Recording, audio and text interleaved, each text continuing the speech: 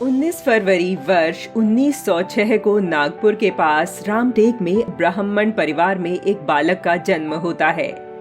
वह बालक अपने माँ बाप का इतना दुलारा था, इसका अनुमान आप इस बात से लगा सकते हैं कि 9 बच्चों में से वह एकमात्र अपने माता पिता का जीवित पुत्र था। पढ़ाई में वह इतना मेधावी कि सभी परीक्षाएं सदा प्रथम श्रेणी से उत्तीर्ण करता और अपनी कक्षा में हर प्रश्न का उत्तर सबसे पहले देता, जिस कारण उस पर उत्तर देने के लिए तब तक के लिए प्रतिबंध लगा दिया गया जब तक कि कक्षा का कोई अन्य छात्र उन प्रश्नों के उत्तर ना दे दे। ऐसा तेजस्वी बालक जब विद्यार्थी जीवन में संघ के संपर्क में आता है तो मातृभूमि और राष्ट्र की सेवा के लिए आजीवन संघ का हो जाता है। वह बालक कोई और नहीं, राष्ट्रीय स्वयंसेवक संघ के द्वितीय सर संघचालक श्री माधवराव सदाशिवराव गोलवलकर थे, जिन्हें सब प्रेम से गुरुजी कहकर पुकारते हैं। माधव का जन्म अपने मामा के घर पर हुआ था। उनके पिता श्री सदाशिव गोलवलकर उन दिनों नागपुर से 70 किलोमीटर दूर रामटेक में अध्यापक थे।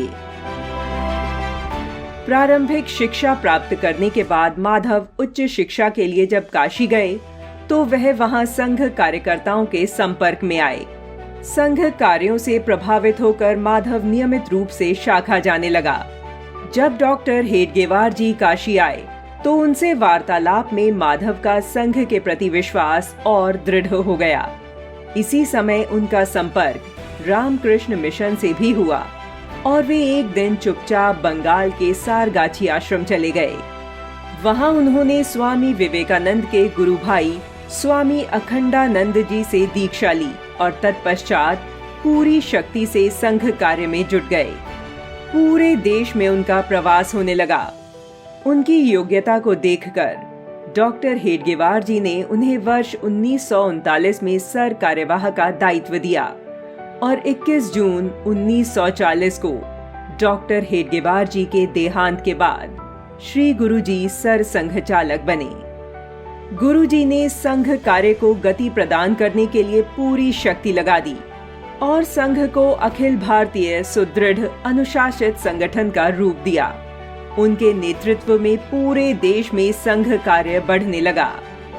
प्रारंभ से ही आध्यात्मिक स्वभाव होने के कारण संतों के श्री चरणों में बैठना, ध्यान लगाना, प्रभु स्मरण करना, संस्कृत और अन्य ग्रंथों का अध्ययन करने में उनकी गहरी रुचि थी।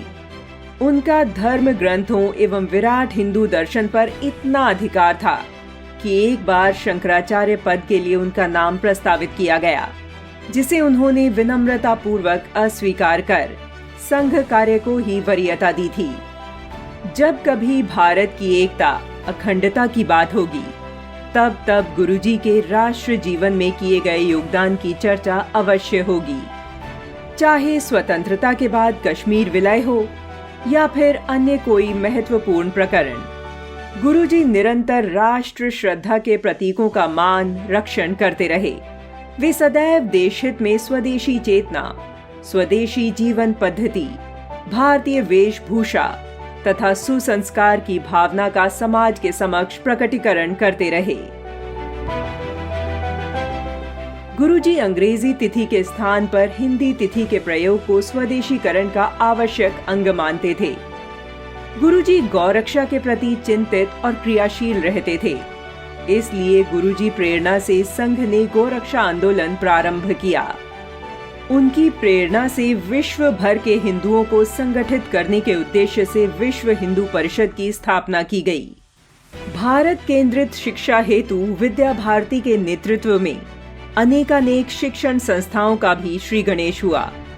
कदाचित ही सामाजिक दृष्टि से महत्वपूर्ण ऐसा कोई क्षेत्र छूटा हो जहां उनकी प्रेरणा से संघ के अनुषांगिक संगठनों का प्रादुर्भाव न हुआ हो। भारत के पूर्व प्रधानमंत्री स्वर्गीय अटल बिहारी वाजपेयी कहते थे कि श्री गुरुजी के महान व्यक्तित्व में समर्थ स्वामी रामदास की भक्ति तथा शिवाजी महाराज की शक्ति का अपूर्व संगम था। गुरुजी का मानना था कि यदि देश के मात्र 3% लोग भी समर्पित होकर देश की सेवा करें तो देश की बहुत सी समस्याएं स्वतः समाप्त हो जाएंगी। श्री गुरुजी ने लगभग 33 वर्षों तक संघ कार्य किया और पूरे देश में इसका विस्तार किया और 5 जून 1973 को शरीर छोड़ चले गए। श्री गुरुजी द्वारा दी प्रेरणा से संघ आज भी द्रुत गति से आगे बढ़ रहा है।